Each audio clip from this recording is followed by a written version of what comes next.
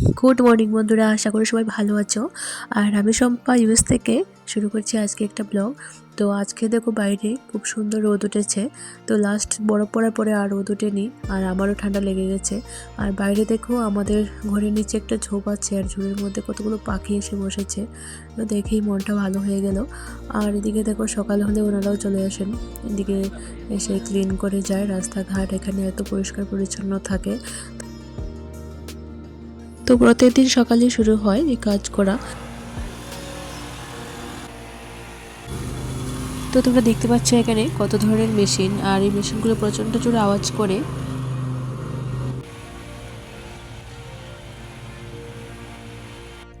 তো চলে এসেছি এবার রান্না করে, এবার রান্না বান্না শুরু করব। তো চলো তোমরা ব্লগটা কন্টিনিউ করতে থাকো। তো আজকে আমি রান্না করব, দেখতে পাচ্ছ এখানে কাঁঠাল। তো এখানে ফ্রোজেন কাঁঠাল পাওয়া যায়। তো এই কাঁঠালটা আমি কিনে এনেছিলাম ইন্ডিয়া বাজার থেকে। আর দেখতে পাচ্ছ এখানে সব কিছুই পাওয়া যায় কিন্তু ফ্রোজেন। তো এটাকে আমি কিছুক্ষণ এখন জলে ভিজিয়ে রেখে দেব। দেখতে পাচ্ছ এটা কত শক্ত হয়ে আছে।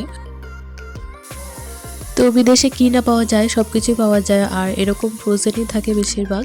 তো কিছু করার নেই, আমাদের তো খেতেই হবে। তো এখানে আমি কিছুটা জল বয়েল করে নিয়েছি, আর এবার আমি কাঁঠালগুলো এর মধ্যে দিয়ে দেব।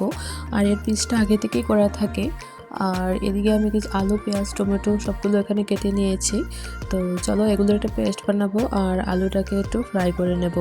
তো পুচকু আজকে আছে বাড়িতে, কারণ ওর স্কুল বন্ধ আছে। তো চলো দেখে আসি ও কি করছে একা একা ঘরে। তো এখন স্কুল নাই বলে ঘরে বোর হচ্ছে, বাইরেও যেতে পারছে না।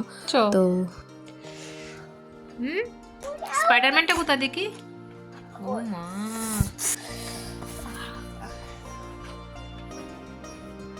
তো এখানে একটা ওর খেলার ঘর আছে। তো বাড়িতে যেদিনই থাকে ওই ঘরটাতে বসেও খেলাধুলা করে। তো চলো আবার দেখি কি হচ্ছে। তো এখানে দেখো আমার ভাজাটাও হয়ে গেছে। এবার এগুলোকে আমি তুলে নেব। এবারে পেঁয়াজ, টমেটো, আদার যে পেস্টটা করেছিলাম এটা দিয়ে ভালো করে কষিয়ে নেব। তো দেখতে পাচ্ছ এটা প্রায় কষানো হয়ে গেছে। আর এর মধ্যে দিয়ে দেবো আমি কাঁঠালগুলো। এবার সবগুলো উপকরণ একসঙ্গে ভালো করে মিক্স করে নেব। তো দেখতে পাচ্ছ এটা প্রায় কষানো আমার হয়ে এসছে। আর এবার দিয়ে দেবো এর মধ্যে ভেজে রাখা আলুগুলো। আর সবশেষে অ্যাড করে দেবো এখানে গরম মশলার গুঁড়ো।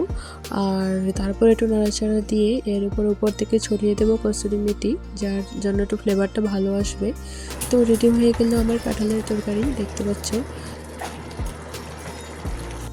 তো চলো রেডি হয়ে গেল আজকের রেসিপি। আর এবার শুরু হবে আমাদের দুপুরে খাওয়া দাওয়া। আর দেখতে তো ভালোই হয়েছে, জানি না খেতে কেমন হবে। তো চলো খেয়ে দেখা যাক। তো এবার এখানে ভাত নিয়েছি, এবার খেয়ে দেখা যাক কেমন হয়। আর আজকে আমি এখানে করেছি কাঁঠালের তরকারি, আর এখানে করেছি আমি সর্ষে দিয়ে মাছ। তো চলো এবার খাওয়া দাওয়া শুরু করা যাক। লাঞ্চ করে এবার চলে এসেছি পার্কে বুচকুকে নিয়ে। অনেকদিন ধরে পার্কে আসা হচ্ছে না, কারণ খুব ঠান্ডা পড়েছিল। আর এখন আজকে টেম্পারেচারটা একটু ভালো থাকায় বাচ্চারা এসেছে পার্কে, দেখতে পাচ্ছে এখানে খেলা করছে। তো আমি এসেছি ওকে নিয়ে। আর ও দেখো এখানে নিজের নাম লিখছে এখানে। তো রোদে বসে বসে খেলা করছে।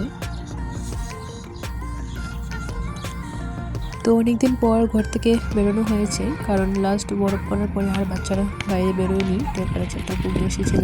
তো আজকে একটু কম থাকায় সব বাচ্চারা এসেছে। আর এখানে দেখো নিজের নাম লেখা হয়ে গেছে, খুব খুশি। তো পার্ক থেকে আমরা চলে এসেছি বাড়িতে। আর দেখতে পাচ্ছ বাড়িতে আসার পরে কিছু বন্ধুরা এসেছে বাড়িতে, আর সবাই একসঙ্গে বসে পড়াশোনা করছে। তো ঘরে তো হিটার থাকে, তার জন্য ওরা নর্মাল ড্রেসে থাকতে পারে। আর যখনই আমরা বাইরে যাই তখন সব কিছু পরে বেরোতে হয়। আর ঘরে টেম্পারেচার হিটার থাকায় ঘরে গরমই থাকে, অসুবিধা হয় না। তো চলো আজকের ব্লগটা এখানে শেষ করছি, আর দেখা হবে আবারও একটা নতুন ব্লগে।